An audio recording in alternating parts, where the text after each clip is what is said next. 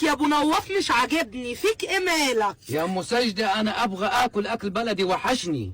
وحشك الاكل السعودي؟ انا ليا شهر ما اكلتوش هنا في القاهرة. تعرفي مكان؟ استنى هفكر لك يا ابو نواف. طيب. اكل سعودي يا ام ساجدة، اكل سعودي. بس يا ابو نواف ده انت ابن حلال، مفيش الا مطعم مقلوبة. توكلنا على الله. يلا اطلع بينا على المهندسين. بسم الله. تعالى يا ابو نواف، هو دوت المطعم. تعالى هاكلك اكله.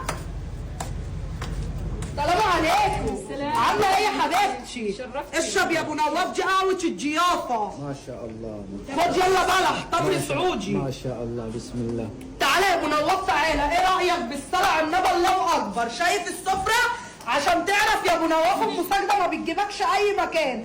قلت لها اشتهي الاكل السعودي، جبتك هنا في مقلوبه. ايه رايك يا ابو نواف؟ قول لي. احلى حاجة. شايف؟ طب تعالى اوريك الباقي.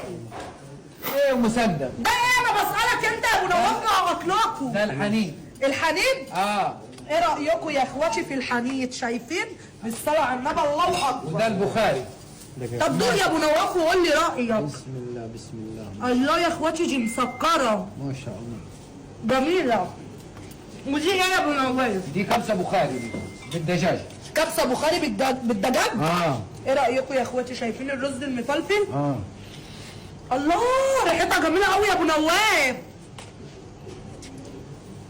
جامده يا ابو نواف. اسود يا ابو نواف، بتاكل دلوقتي يا ابو نواف؟ اصبر. طيب.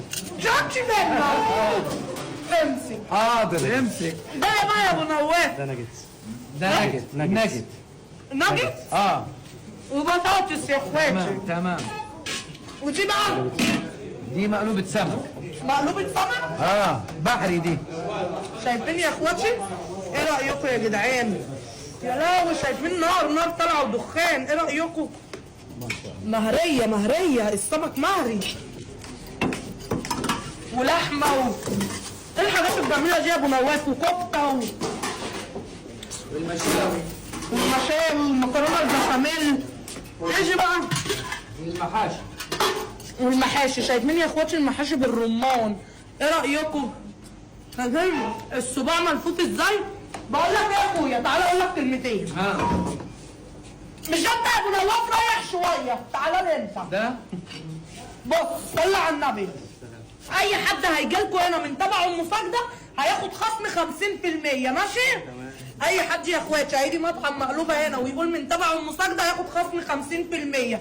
ده مش بس كده، اي حد عايز مصمم حفلات، عايز يعمل فرح، تصميم فرح، تصميم عيد ميلاد، ايا كان هو الديزاين عايز يعمله، برضه هنا في المطعم مقلوبه يقول لهم من تبع ام ساجده. هيروح لكم لو في المريخ.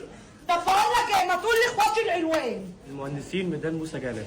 بصوا يا اخواتي، انا هسهلها عليكم واحط لكم في اول كومنت العنوان وارقام التليفونات، واستنوا مني كل جديد.